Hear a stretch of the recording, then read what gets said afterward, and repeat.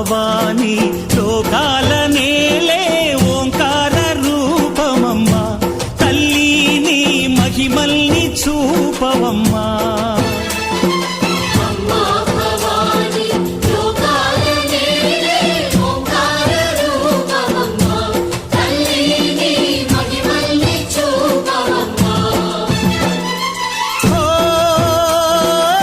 సృష్టికే దీపమా శక్తికే మూలమా సింహరథమే నీదమ్మా అమ్మ దుర్గమ్మ భక్తులను దీవించుమా